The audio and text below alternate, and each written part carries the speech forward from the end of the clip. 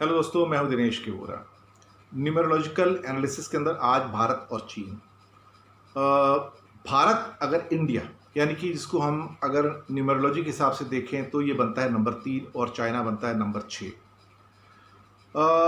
हमने कुछ एपिसोड पहले चाइना के बारे में बात की थी कि चाइना जो 6 नंबर पे आता है, और हमने कहा था कि जब भी राहु का साल आता है, 4 नंबर का साल आता है, 2020 राहु का साल है और 2 और 2 4। आपने मेरे न्यूमरोलॉजी के सारे एपिसोड्स देखे भी होंगे, नहीं देखे तो दोबारा देख सकते हैं, यूट्यूब पे सब अवेलेबल हैं।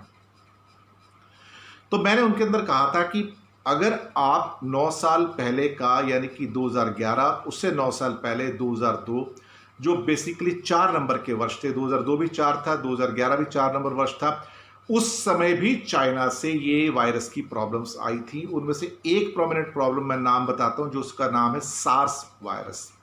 ये भी चाइना से ओरिजिनेट हुआ था। 2011 का जो वायरस था वो भी चाइना से ओरिजिनेट हुआ था।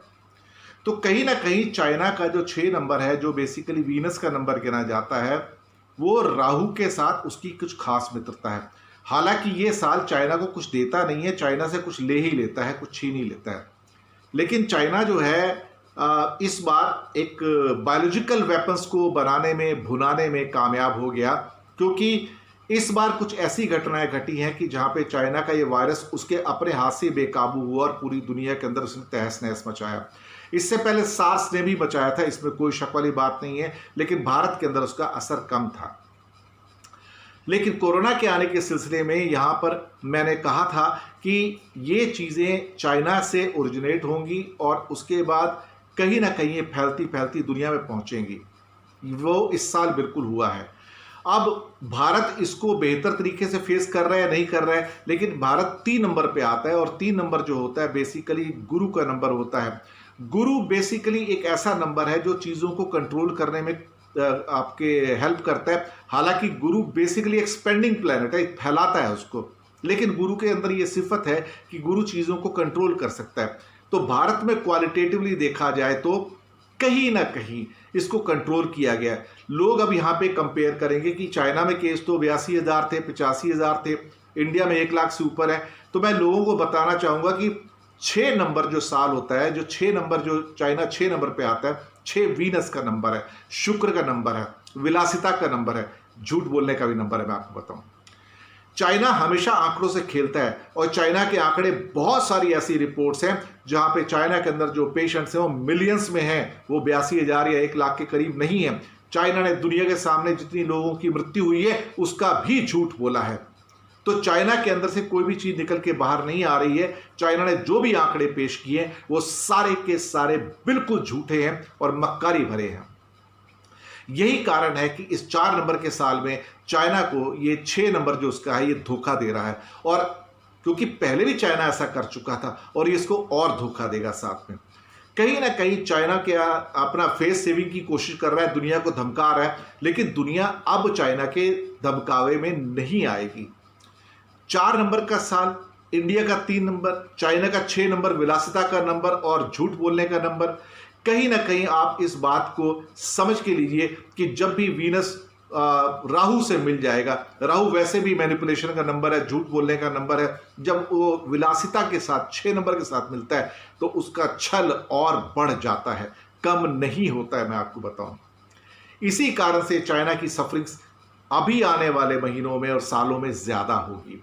इंडिया फिर समझ जाएगा, क्योंकि भारत जुपिटर यानी कि सेंसिबिलिटी के द्वारा रूल्ड है, गुरु के द्वारा रूल्ड है, और भारत खासतौर से गुरु चांडाल योग तो बनाता है गुरु जब राहु के साथ मिलता है, इसमें कोई शक नहीं है।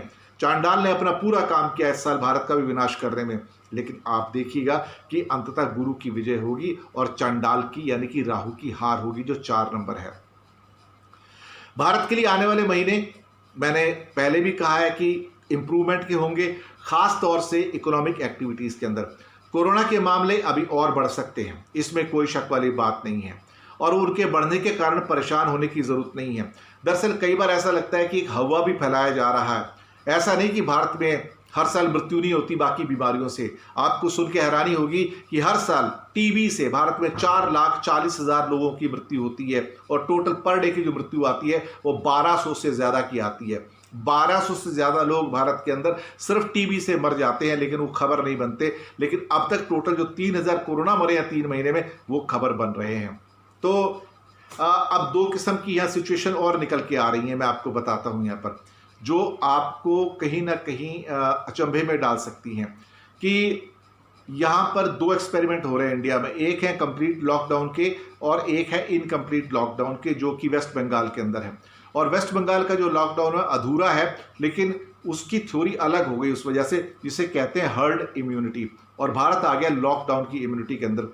तो आने वाला 1 महीना बताएगा कि हर्ड इम्यूनिटी ज़्यादा कामयाब हुई या इंडिया की जो बाकी जो स्टेट्स की जो पॉलिसी थी वो ज़्यादा कामयाब हुई। हम इसका वेट एंड वॉच करेंगे, लेकिन कहीं ना कहीं पूरी दुनिया अब इस बात को मानना शुरू हो गई कि हर्ड इम्यूनिटी ज़्यादा फायदा दे रही है।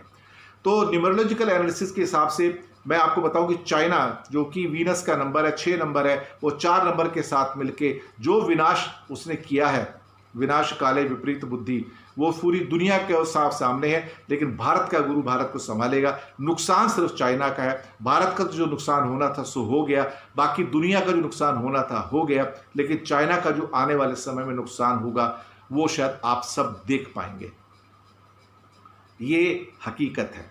तो भारत तो इधर से अगस्त के बाद निकल आएगा इस परिस्थिति में से, लेकिन चाइना नहीं निकल पाएगा, और धीरे धीरे चाइना गर्त में जाएगा और अपनी पावर के द्वारा, मिलिट्री पावर के द्वारा दुनिया को धमकाने की कोशिश करेगा। लेकिन मैं दावे के साथ कह सकता हूं कि चाइना इस बार मिलिट्री पावर के साथ भी कामयाब नहीं होगा। ये नंबर्स बोलते हैं, और नंबर्स झूठ नहीं बोलते हैं। शुक्रिया आपका।